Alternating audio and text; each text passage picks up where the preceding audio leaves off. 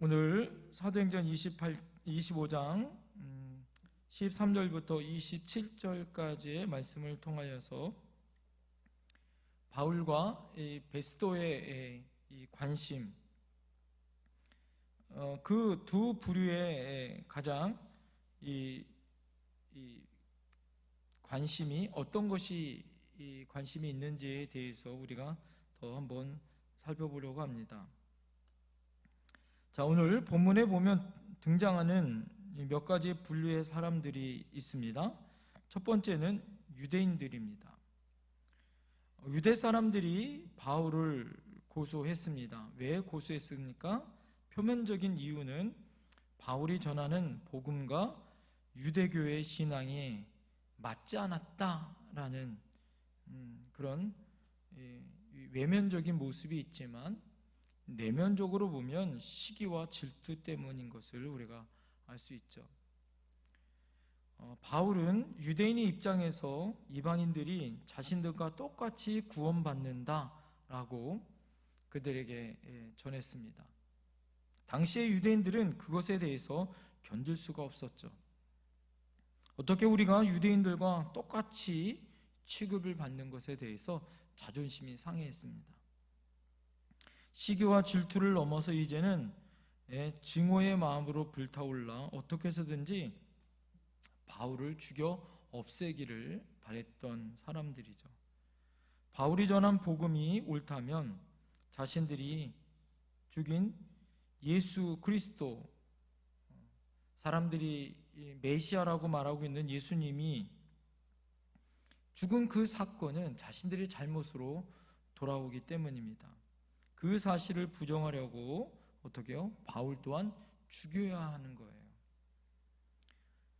그 모든 잘못된 일을 증명하기 위해서는 바울 또한 가만두면 안 되는 것입니다. 이것이 그 당시의 유대인들의 마음이었어요.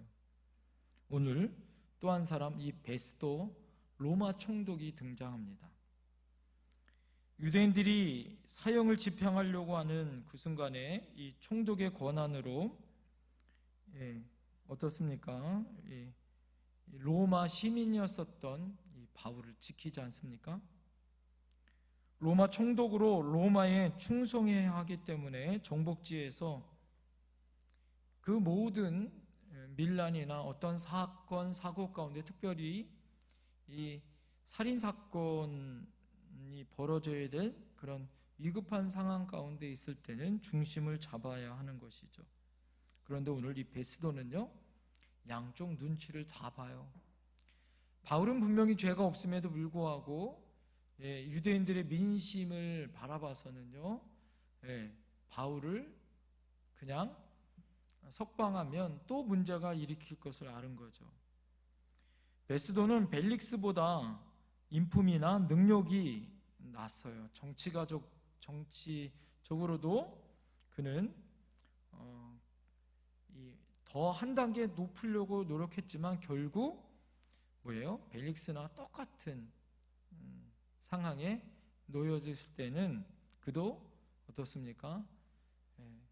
양쪽의 눈치를 보는 그런 모습을 보여지더라라는 거예요. 오늘 또 한 사람이 나오는데 바로 유대왕 아그리빠 왕이 나옵니다. 그가 이제 총독으로 베스도가 부임하여 인사차 가이사라에 오죠. 아그리빠 왕은 48년부터 70년 동안 왕으로 유다를 다스렸던 왕입니다. 젊은 나이에 왕이 되어 로마 제국의 비호 아래 왕 노릇을 했어요. 이것을 분봉왕이라고 합니다. 그러니까 유대의 전통의 왕이 아니라 로마의 통치 아래 세운, 그냥 우리로 말하는 이 바지사장처럼 그냥 아무런 힘없는 그냥 행정가로서 왕으로서 명맥만 유지하는 왕, 이게 바로 이 아그리빠 왕이에요. 그는요, 로마의 눈치를 봐야 하고 로마의 총독의 말을 잘 들어야 합니다. 그래야 왕위를 오래 지탱할 수 있는 거 아니겠어요? 또 오늘 이 또 한 사람이 나오는 바로 이 버니게라는 사람이에요. 이 버니게라는 사람은 누구냐면 아주 복잡한 여인인데 실제로 아그리빠 왕의 이 남매지간이라고 합니다. 그는 2번이나 결혼을 한 여인이었지만 2번 다 실패한 여인이었다고 합니다. 남매와 같이 그가 오히려 왕비처럼 아그리빠 왕 옆에서 그가 왕비처럼 지냈다라는 거예요. 그러니까 여러분 생각을 해보세요. 남매가 하나는 왕이요 하나는 왕비처럼 남매가 지낸다, 이렇게 생각되어지면 상당히 부도덕한 여인이었고 유능하지만 욕망이 많은 여인이었다, 욕심이 많은 여인이었다라는 거예요. 남들이 자기가 뭐라고 해도 상관치 않고 왕비도 아니면서 왕과 함께 공식 석상에 자기가 왕비처럼 다니고 있었던 여인이었다라는 거예요. 오늘 또 한 분류가 나오는데 바로 구경꾼들입니다. 이것을 지켜보고 있었던 구경꾼들. 이 세상에 여러분 구경꾼들만큼 뭐예요? 책임이 없는 사람이 어디 있겠어요? 불구경하듯이 나만 괜찮으면 되지 하는 그런 마음을 가지고 왕도 비판하고 바울도 비판하고 베스도도 비판하고 내일 아닌 것처럼 모두 다 비판할 수 있는 그런 사람들. 이 어떤 그런 사건의 가십거리로 그냥 여겨지는 구경꾼들의 사람들이 있더라라는 거예요. 이것처럼 여러분 세상에는 참 다양한 사람들이 모여 살죠. 여러 유형과 다양한 성격과 가치관과 다양한 관심을 갖고 사는 사람들이 많습니다. 자, 그런데 오늘 중요한 것이 무엇이냐? 그런 것이 이 모든 사람들 중에 무엇이 참 진실이냐라는 거예요. 도대체 진리가 무엇이냐라는 거죠. 세상 사람들은 개개인이 말하고 있었던 자신의 주장, 자신의 생각이 먼저입니다.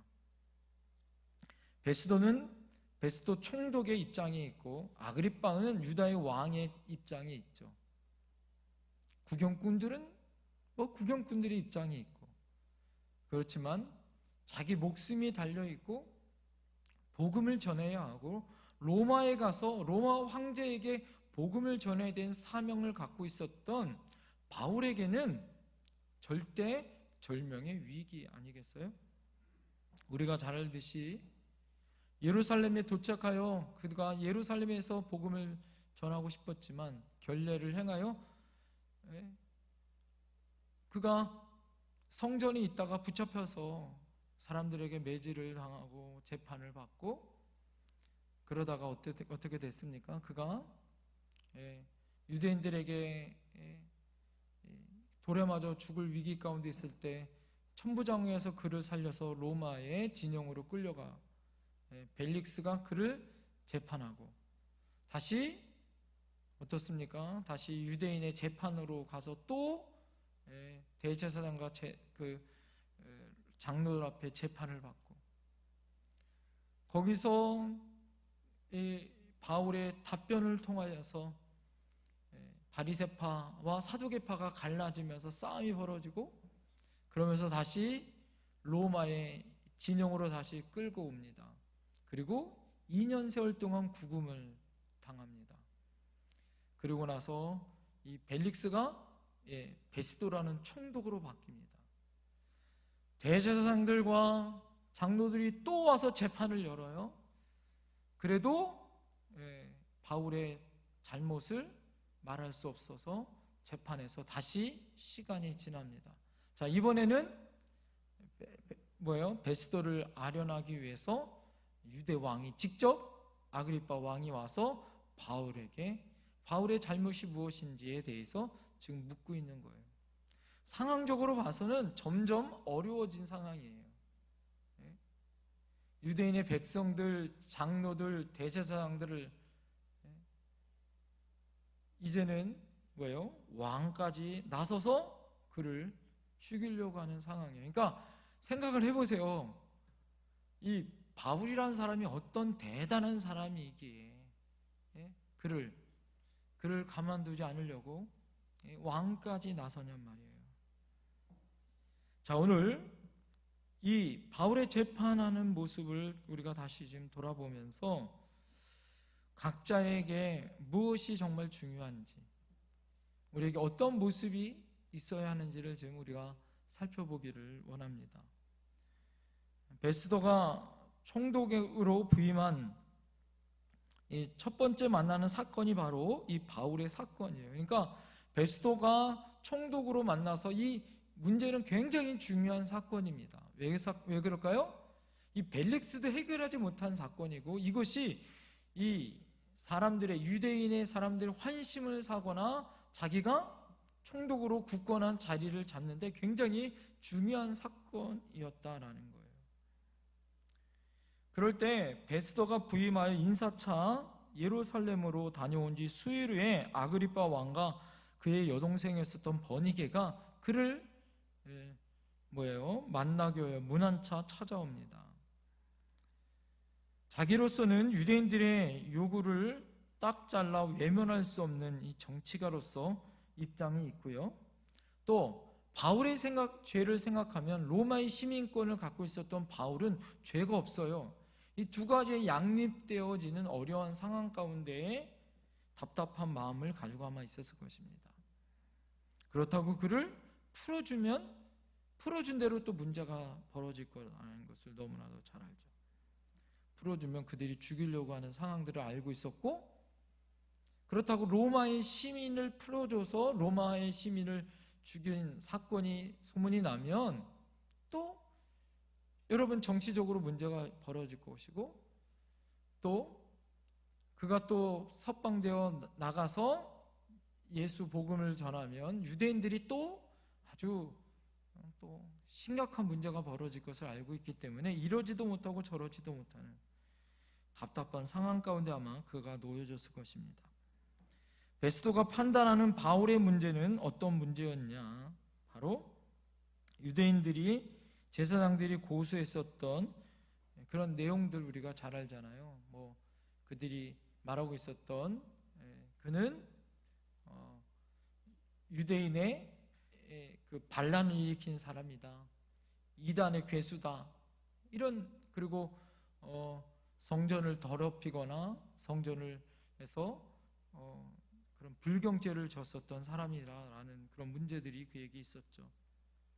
그러나 이 고소를 받고 있었던 이야기를 다 들었었던 베스도는 어떤 입장이었습니까?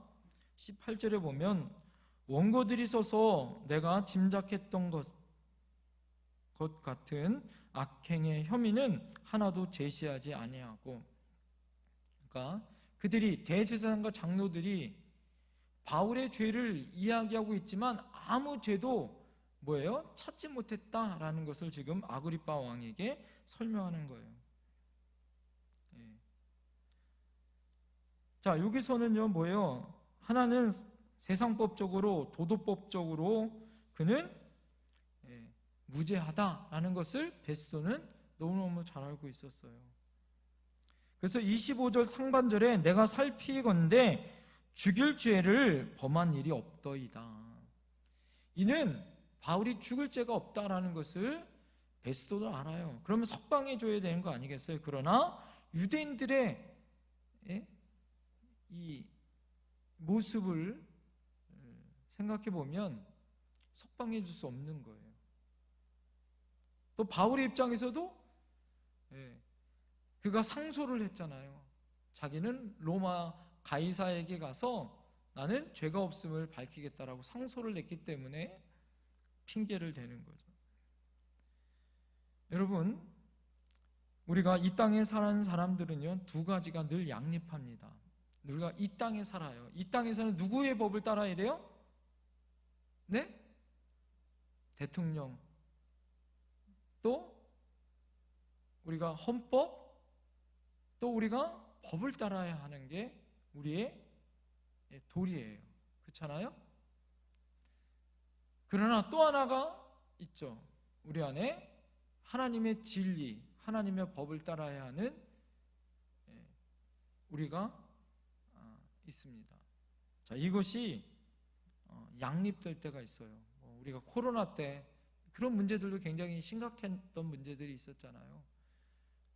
교회를 폐쇄해야 되는 상황이 벌어졌잖아요. 미국은요, 미국 헌법은 우리가 잘 알듯이 미국은요, 코로나가 아무리 많았어도 교회를 닫지 않았어요. 그들의 자유에 대한 부분들을 굉장히 중요시 여겼던 거죠. 어찌됐든지 간에 그 잘잘못을 뛰어넘어 우리 안에 이런 갈등들이 생겨요. 우리가 사회법을 가지고 살아가는데 하나님의 법과 양립이 될 때 우리는 무엇을 따라야 하는가? 여러분, 우리는 이 땅의 시민으로 살아요. 그래서 이 땅의 법을 잘 지켜야 합니다. 세상 사람들은요, 세상에 믿지 않는 사람들도 우리가 세상의 법을 따르는 것에 대해서 당연히 교회도 그런 세상의 법을 따라야 한다라고 말합니다. 세상 사람들은 다 한다고 나도 이런 불법을 저지르면 우리가 안 되는 거죠. 여러분, 세상의 법도 잘 지켜야 합니다. 이것이 우리가 믿음을 가지고 있었던 진실된 믿음의 사람들의 삶의 모습 중에 하나예요. 자, 세상의 법도 잘 따라야 하는 것, 그것도 중요하고 하나님의 법도 잘 따라야 하는 것이 중요하다라는 거죠. 자, 그러면 베스도가 지금 바울을 붙잡고 무엇을 하려고 그렇게 붙잡아 두는가? 여러분, 26절부터 27절을 보세요. 이에 대하여 황제께 확실한 사실을 아뢰할 것이 없으므로 신문을 한 후 상소할 자료가 있을까 하여 당신들 앞, 특히 아그리빠 왕 당신 앞에 그를 세웠나이다. 그 죄목도 밝히지 아니하고 죄수를 보내는 것이 무리한 일인 줄 아나이다 하였더라. 당시 로마의 시민권을 가지고 있었던 사람은 누구나 로마 황제에게 재판을 받을 수 있는 권리가 있었어요. 신병상 위기를 느낀 바울은요, 일방적으로 유대편을 드는 그런 여러 분위기 속에서 그가 정당한 재판을 받을 수 없다는 판단으로 로마 황제에게 재판을 받도록 요청했다라는 거죠. 그런데 베스도는요, 로마 황제에게 사건과 죄수를 보내면서 죄수의 자세한 죄목을 함께 기록해 보내야 하는데 로마 황제가 죄로 인정할 만한 죄목을 찾을 수 없었어요. 이것이 베스도의 고민이었습니다. 베스도 총독으로는 참 난감한 문제 아니겠어요? 죄목도 분명치 않는 죄수를 황제에게 보낸다. 이거는 뭐예요? 이 총독의 역량 아니겠어요? 그렇기 때문에 사도행전 26장의 아그리빠 왕 앞에서 바울의 변론이 시작되어지는 것을 이제 우리가 다음에 우리가 살펴볼 것입니다. 자, 그럴 때 오늘 이 베스도의 관심 그리고 이 바울의 관심을 통하여서 우리가 어느 것에 초점을 맞추고 있는지를 우리가 먼저 좀 우리가 살펴볼 필요가 있다라는 거예요. 우선은 여러분 베스도의 관심을 우리가 지금 잘 살펴봐야 합니다. 자, 19절 말씀 한번 읽어볼까요? 19절 시작. 오직 자기들의 종교와 또는 예수라 하는 이가 죽은 것을 살아있다고 바울이 주장하는 그 일에 관한 문제로 고발한 것뿐이니라. 여러분, 오늘 예수 믿기 시작한 동기, 우리가 예수를 왜 믿었는가? 사람들마다 각자가 다 틀립니다. 어떤 사람은 세상에서 태어나면서부터 엄마 아빠가 예수를 믿었어요. 그래서 내 의사와 상관없이 교회 다니기 시작했고 교회를 다니면서 믿음이 시작했어요. 이게 모태신앙 아니에요? 그죠? 가정 안에 믿음의 가정으로 태어나서 어려서부터 내가 언제 예수님을 믿었는지 기억할 수 없을 정도로 어려서부터 예수님을 믿게 되어지는 것. 신앙의 가문으로 태어나서 믿게 되어지는 이 모태신앙. 어떤 사람은 친구의 관건적인 전도, 직장 상사나 어떤 계기로, 누구의 권유로 교회에 나오게 되어지고, 또 사랑하는 아내와 남편이 전도하여 교회에 나와줘서 가정이 편안해지고 또 믿음이 생겨져서 교회를 다니시는 분들도 있습니다. 어떤 사람은 인생의 위기를 만나 직장의 문제, 건강의 문제, 참 어려운 문제들로 인하여 힘들고 어려울 때 교회를 가서, 어떤 부흥회 가서, 어떤 기도원에 가서 은혜 받고 난 다음에 예수님을 믿게 되는 어떤 계기가 있어요. 어떤 사람들은 자녀를 키우면서 부모로서의 한계를 가지고, 어떤 사람은 내가 잘 양육할 수 없어 하나님 앞에 기도할 수밖에 없어서 그러다가 믿음이 생긴 사람들도 있습니다.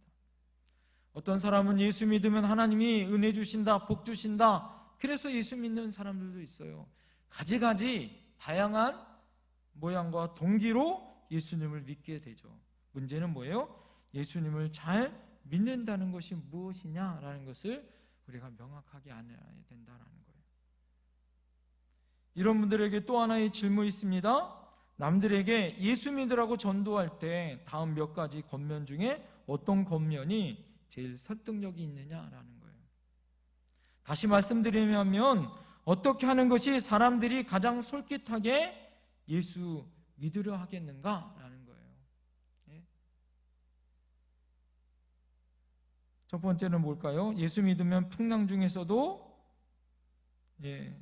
제자들을 건져주셨던 예수님께서 우리를 인생 중에 만나주시고 온갖 풍랑 속에서 지켜주시고 인도해주시고 건져주십니다. 그래서 예수님을 만나야 내 인생의 문제가 해결됩니다. 이런 전도, 풍랑을 극복하는 전도. 또 어떤 분들은 예수 믿으면 좋은 사람 많이 만납니다. 예수 믿는 사람들 가운데 좋은 사람이 얼마나 많은지 모릅니다. 예수 믿으면 친형제보다 더 좋은 사람들이 나에게 격려해 줍니다. 참된 교제가 이 가운데 있습니다 라고 그 외로운 사람에게 어떤 교제권을 주므로 예수 믿게 하는 것. 예수 믿으면 복 받아요. 성경을 보세요. 예수 믿으면 진짜 복 받습니다. 은혜 받습니다. 주십니다. 문제가 해결됩니다. 병 고침 받습니다. 예수 잘 믿으면 부자 됩니다. 화평한 가정을 이룹니다. 라는 어떤 복에 대한 문제를 가지고 예수님을 전하든지, 어떤 사람은 예수 믿으면 천국 갑니다. 죽으면 심판이 와요. 죽은 지 사흘 만에 다시 살아나신 예수님처럼 우리도 세상의 마지막 심판이 아니라 다시 천국에서 다시 살아나 은혜 안에 사는 삶을 살아야 합니다 라는 구원에 관하여 대충 여러분에게 몇 가지를 전해드렸어요. 자, 오늘 여러분에게 어떤 말이 여러분의 마음에 와 닿습니까? 오늘 여러분 19절 말씀을 다시 한번 보세요. 오직 자기들의 종교와 또한 예수라 하는 이가 죽은 것을 살아있다고 바울이 주장하는 그 일에 관한 문제로 고발한 것뿐이라. 무슨 말입니까? 베스도 총독이 부임하자마자 유대인들의 유지들과 그들이 만나서 대제사장들과 장로들과 만나서 바울의 처벌을 어떻게 하는가 얘기를 들어봤다라는 거죠. 그들이 간곡히 원하자 유대인들의 이야기를 듣고 보니까 별일이 아니다라는 거예요. 자기들의 종교 문제지 별 문제가 아니다라는 거예요. 문제가 되지도 않는데 문제를 만드는 것이 오히려 이상한 문제다라고 지금 베스도가 말하는 거예요. 한마디로 베스도 총독에게 있어서 종교 문제는 관심밖에 문제다라는 거예요. 베스도의 관심은 뭐예요? 종교 문제가 아니에요. 그는 정치가지. 당시 로마 사람들의 관심은 뭐예요? 내가 총독으로 있을 때 어떻게 편안하게 관심을 총독과 황제에게 두고 살 것인가? 그리고 그 당시에는 헬라 사상, 헬라 철학에 많은 사람들이 심취되었었지. 어떤 세상에 어떤 이 기독교 예수님을 믿는 이 종교에 관련된 것은 관심이 없었어요. 오늘날도 많은 사람들이 그렇지 않나요? 시간과 물질, 건강, 자신이 가지고 있는 관심은요, 예수 믿는 것에 관심 두지 않아요. 세상 사람들의 관심은 무엇에 있습니까? 여러분, 성경이 우리에게 너무나도 잘 알잖아요. 무엇을 먹을까? 무엇을 입을까? 무엇을 마실까? 장가 들고 시집 가고 잘 먹고 잘 사는 것. 세상 사람들의 관심은요, 오히려 그것에 더 관심이 많아요. 돈 벌고 잘 살고 잘 먹는 것. 지금 베스도처럼 자기 인생의 진정한 구원이 예수님에게 있다라는 이 참된 복음을 전하고 있는 바울이 옆에 있음에도 불구하고, 구원받을 기회가 있음에도 불구하고 그는 관심도 없어요. 그에게 관심은 뭘까요? 정치적으로 아그리파 왕과 어떻게 잘 타결하고 해결할 것인가, 이것이 관심이 있는 거죠. 우리가 예수 믿는 신앙은요, 우리가 먹고 사는 문제 그 이상의 문제를 다루는 거예요. 바울은 지금 왜 죽음의 위기에 처해 있습니까? 유대인들이 그를 왜 죽이려고 했어요? 바울이 죽이려고 했었던 복음 하나가 있었어요. 그것은 무엇이냐? 예수님이 죽은 지 사흘 만에 뭐 하신다? 부활하여 살아나셨다라는 복음을 전했기 때문에 그래요. 부활의 복음을 전했기 때문에 뭐예요? 우리들도 그렇게 예수님이 죽으시다가 살아나심을 믿어야 한다라는 이 복음의 진리를 외면하는 거예요. 베스도에게 예수님은 죽었다 살아났다라는 얘기는 그냥 단순한 다메섹 도상에서 부활하신 예수님을 만났었던 바울의 그 사람의 이야기로 끝나는 거다라는 거예요. 그래서 베스도의 관심은 오로지 정치, 권력, 그것을 유지하는 데 관심이 있어요. 여러분, 요즘도 마찬가지 아니에요? 세상의 정치가들, 세상에 많은 사람들의 관심은 어디 있어요? 예수 그리스도의 복음 안에 있지 않아요. 그래서 여러분, 우리가 어떻게 여러분 전해야 합니까? 예수님은 왜 죽으셨는지, 죽으신 이후에 예수님은 3일 만에 어떻게 부활하셨는지, 그리고 지금 우리에게 어떤 구원의 복음을 전하고 계시는지를 전해야 되는 거예요. 어느 부잣집 모습이요, 어쩌다가 교회를 다녔다 그럽니다. 아주 열심히 다녔대요. 토요일 날까지 주인이 시키는 일을 다 했대요. 그리고 주일날 시키는 일까지 미리 아주 열심히 일을 다 했다라는 거예요.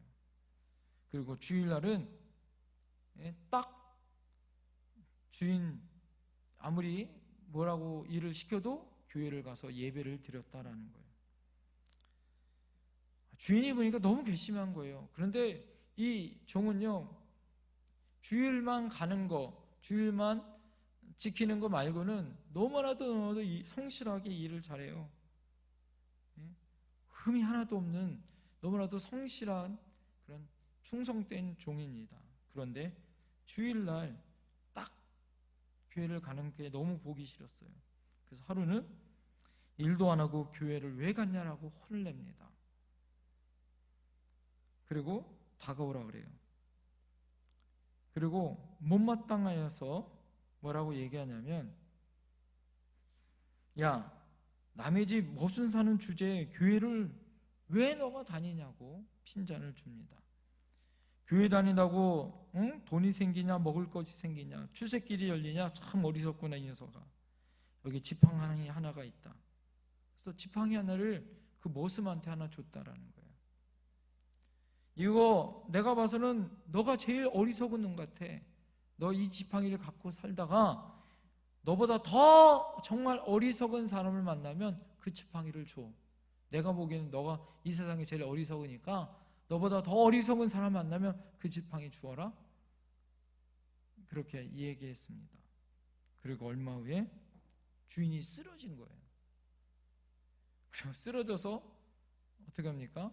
알아눕기 시작했습니다. 아니, 갑자기 주인이 아픈데 이게 정말 하늘나라 가기 얼마 아니게 된 거예요. 그렇게 얼마 이게 안 남은 주인에게 이 머슴이 찾아갔습니다. 들을 말씀이 있습니다. 웬일이냐? 무슨 일 때문에 왔느냐라고 주인이 물어봤습니다. 그랬더니 주인에게 주인님 혹시 죽은 후에 하늘나라 간다는 이치를 아십니까? 이 종이 그렇게 물어본 거예요. 예수님의 복음을 전하기 위해서 물어본 거예요. 그랬더니 주인이 목이 숨이 껄떡껄떡 넘어가면서 이 어리석은 놈아, 하늘나라가 어디 있느냐? 너처럼 어리석은 놈이 세상에 어딨냐? 하늘나라가 세상에 어디 있냐라고. 오히려 숨이 껄떡껄떡 넘어가면서도 주인이 머슴한테 핀잔을 주었어요. 그랬더니 종이 자기가 가지고 있었던 막대기를 주인 손에 탁 쥐어들면서 뭐라고 얘기했을까요? 내가 지금까지 살아보니까 이 세상에 가장 어리석은 사람은 누구다? 당신이네요. 그리고 주인에게 그 막대기를 전해줬다라는 거예요. 여러분, 이 세상에 진짜 어리석은 사람이 누굴까요? 베드스도처럼 권력을 가진 사람일까요? 돈 많은 사람일까요? 돈, 권력, 물질, 그 모든 것을 가진 사람들이 정말 행복한 사람일까요? 여러분, 진짜 행복한 사람은 주님이 나와 함께 했다는 믿음을 가지고 있는 사람이에요. 바울은 죄인으로 살고 있지만 그는 가장 행복한 사람이에요. 죄수지만 그 누구에게도 떳떳한 사람이에요. 대제사장 장로가 뭐라 그래도 떳떳하게 말할 수 있는 사람이에요. 왕이 찾아와도 나는 떳떳하게 말할 수 있는 사람이에요. 왜요?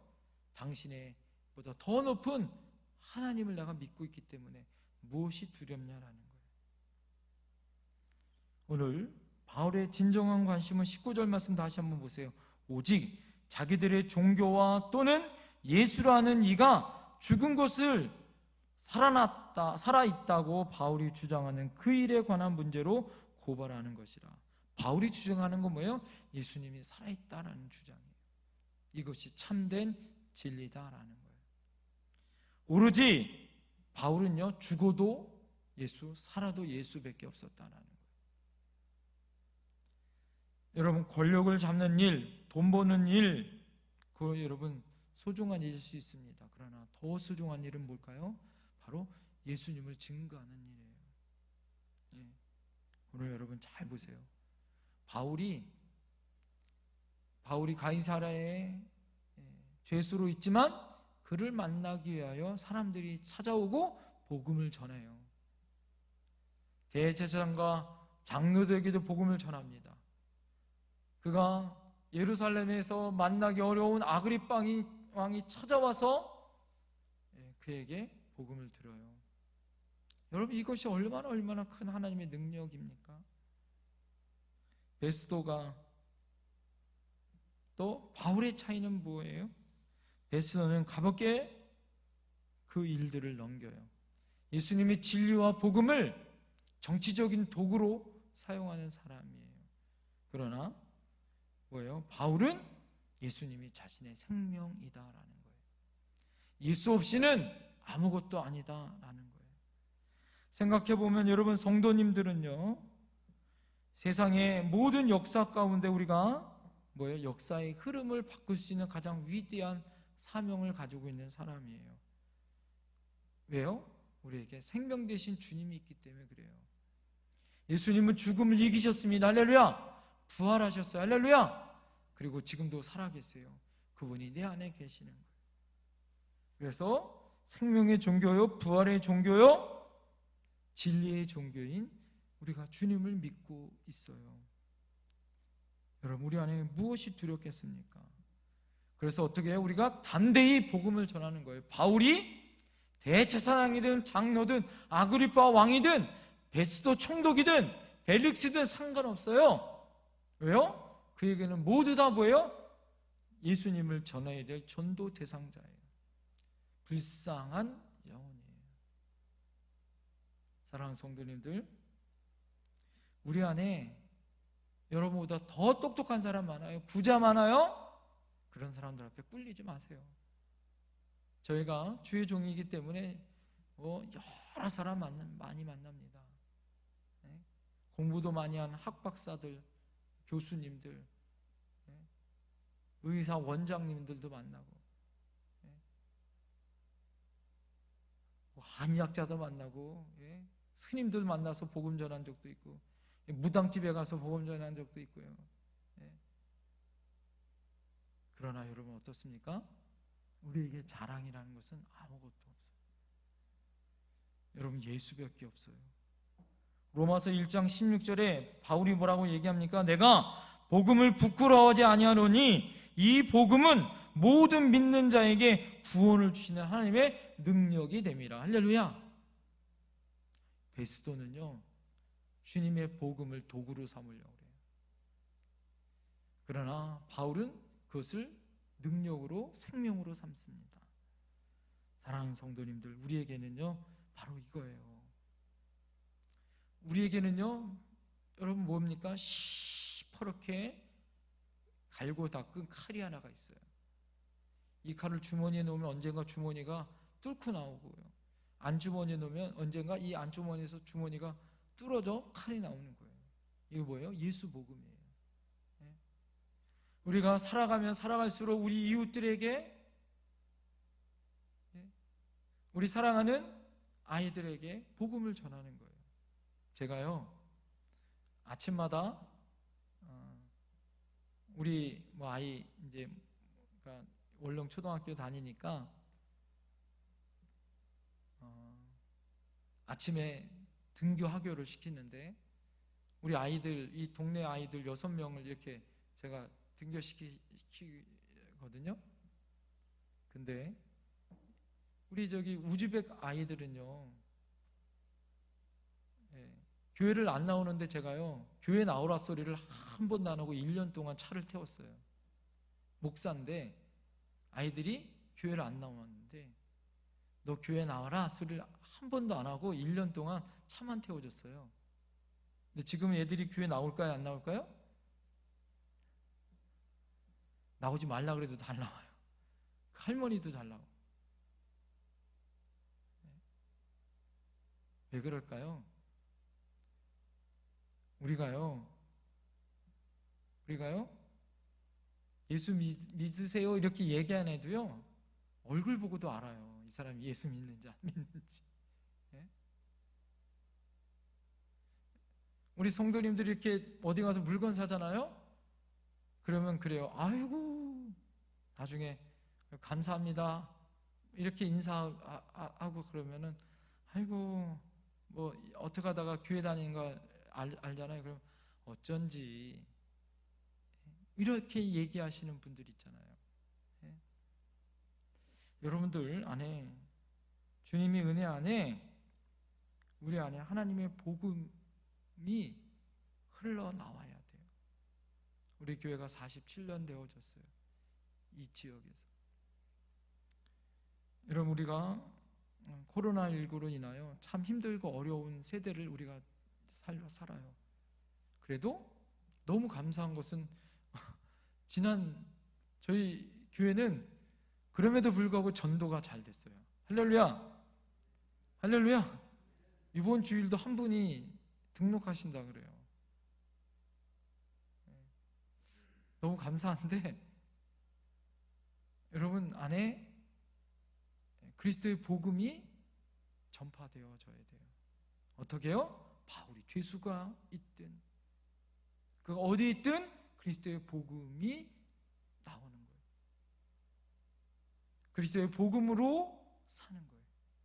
그러면 어떻게 해요? 내가 살아도 주를 향하여 죽어도 주를 향하여 살았던 그 복음이 능력이 돼서 나와요. 내가 말을 하든 행동을 하든 그것이 그냥 행동하는 것이나 말이 아니라 예수의 능력으로 나올 줄 믿습니다. 우리 주변에 있는 이웃들이 변화될 줄 믿습니다.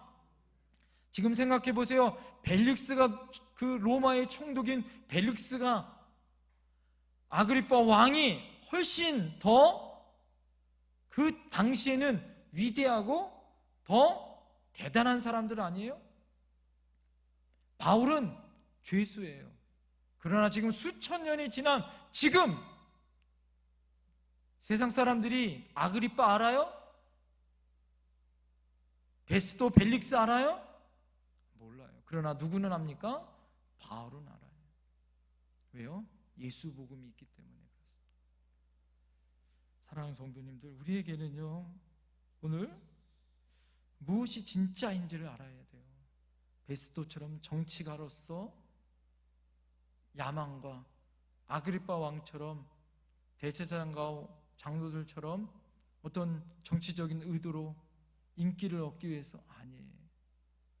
여러분, 우리에게는 예수가 진짜 생명되어져야 돼요. 할렐루야. 우리도 마찬가지예요. 우리도 예수가 생명되어져야 됩니다. 우리도 마찬가지입니다. 우리 교회도 목사님, 장로님, 권사님 누가 아니에요. 오로지 예수만 남아야 되는 거예요. 할렐루야. 예수만 있어야 합니다. 할렐루야. 그럴 때 우리에게 능력이 되어야 됩니다. 오늘 여러분에게 그 예수 생명이 우리 생명 되어져서, 여러분 우리 안에 예수 복음이 내 생명 되어지고, 오늘 바울처럼 죄수지만 그는 능력의 삶을 살아요. 계속해서 환경은 어려워집니다. 죄수로 그는 그렇지만 하나님이 그를 지키시고 보호해줘요. 아그리빠 왕이 그를 예루살렘으로 데려갔다면 분명히 그는 죽였을 거예요. 그러나 하나님의 약속이 뭐예요? 그는 로마에까지 가서 복음을 전하도록 하나님이 주신 사명을 끝까지 그는 감당해요. 여러분, 우리 안에 그 사명 가지고 살아가야 할 줄 믿습니다. 예수 생명 가진 사람, 예수 사명 가진 사람은 결코 죽지 않아요. 하나님이 붙드시고 인도하시고 생명 주시고 우리를 사용하실 줄 믿습니다. 기도하겠습니다.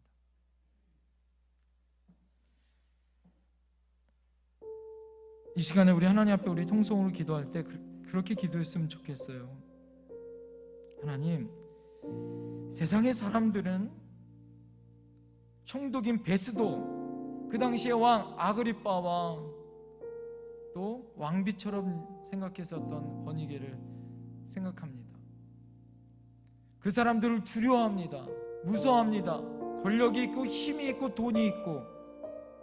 그러나 우리가 시간이 지나고 역사가 우리에게 증명해 주는 것이 있어요. 죄인이었고 죄수였고 옥에 갇혔지만, 힘없는 것 같지만 예수 생명 가진 바울이 진짜 능력 있는 사람인 것을, 하나님, 오늘 우리가 우리의 관심과 우리의 초점은 어디에 두어야 할까요? 우리의 진짜 관심과 초점은 오직 예수밖에 없는 줄 믿습니다. 예수 생명, 내 생명 되게 해달라고 기도하십시다. 예수 능력이 내 능력 되게 해달라고 기도하십시다. 하나님, 우리가 예수로 살고 예수로 죽고 오로지 예수로만 하나님 나의 생명 되어 달라고.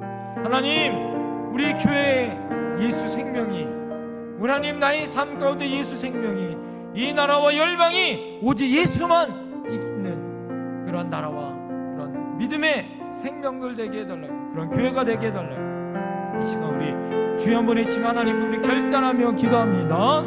주여